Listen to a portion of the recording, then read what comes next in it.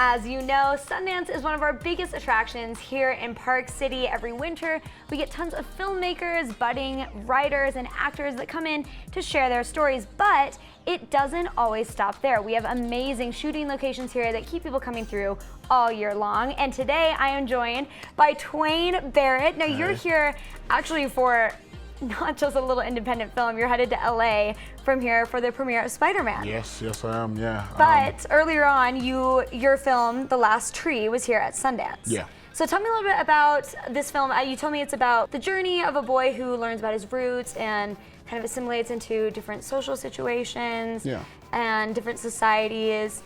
What made you want to be a part of this film? Well, I mean, I was lucky enough to be chosen by the director Shola Amu, who is also the writer.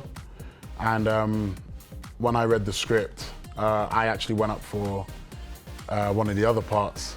And when I got in, they were like, yeah, we want to see you for this part. So, you know, and I was so happy to do that. And that's how great the writing was, and that's how great the script was, because no matter who I played, I knew that, you know, if I portrayed the character well, the story will come across, I mean, perfectly, and it did. And tell me about your character. What role do you play in this kid's journey? So it's weird. His name's Tuwaine, so like me, but with a D instead. And it's weird because he's not the enforcer. He's beneath the enforcer.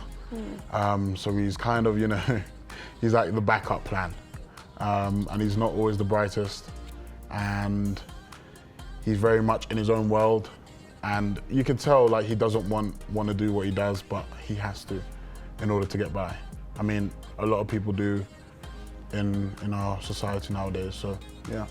And so for you, kind of being an actor in London, but you work a lot in LA, how does that work? Do you have to go back and forth a ton, or do you mostly send in your audition tapes? I mainly send in audition tapes, which is amazing, because, you know, I mean, I'd rather that than having to fly over to LA and then find out I didn't get a job. Right.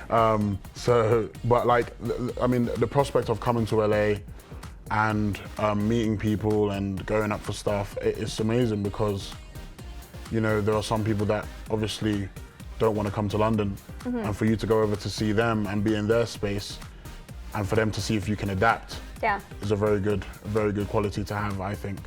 But yeah.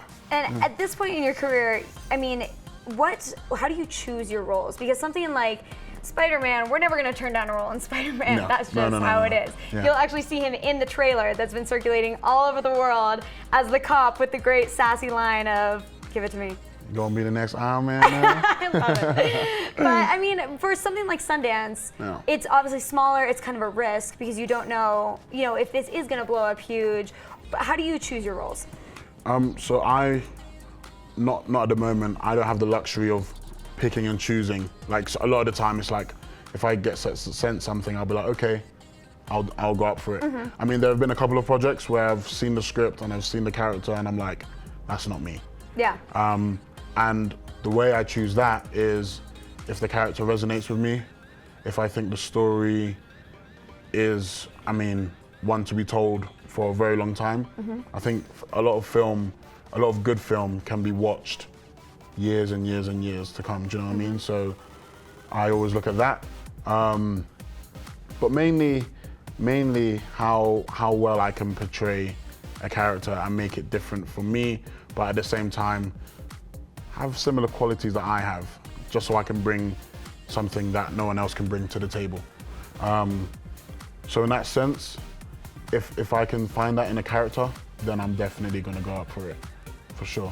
And kind of along with that, I mean, we've been spending some time together this week, and you've talked a lot about how, you know, the actor life is hard, but you want to make the sacrifice because you want to make an impact on people and be able to bring change to, you know, parts of society that you want to see improved. What kind of inspires you to do that, and what changes would you want to help inspire? So what inspired me was the fact that I'm from like a council estate, I think as Americans call it, the projects.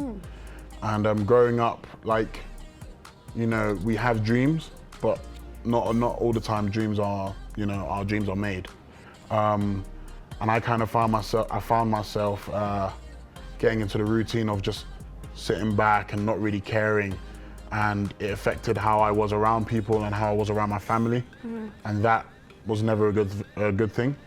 So I found out that, you know, my love to play someone other than myself was really enticing.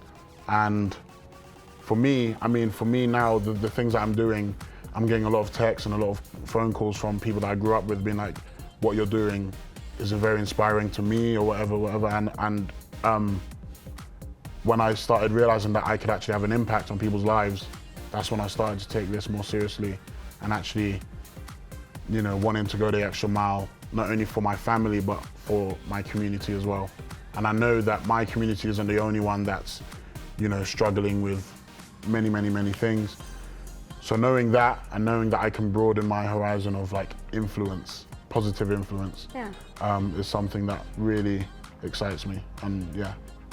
Awesome. Well, I love what you're doing. I love why you're doing it. It's so fun to watch you going through all these amazing roles, everything from literally the Marvel comics, which is absolutely huge, to making really deeper stories like the things that will come to Sundance, things like that. It's awesome. We're so excited to see what comes up next for you, Tuwaine. Keep an eye on Mr. Tuwaine Barrett.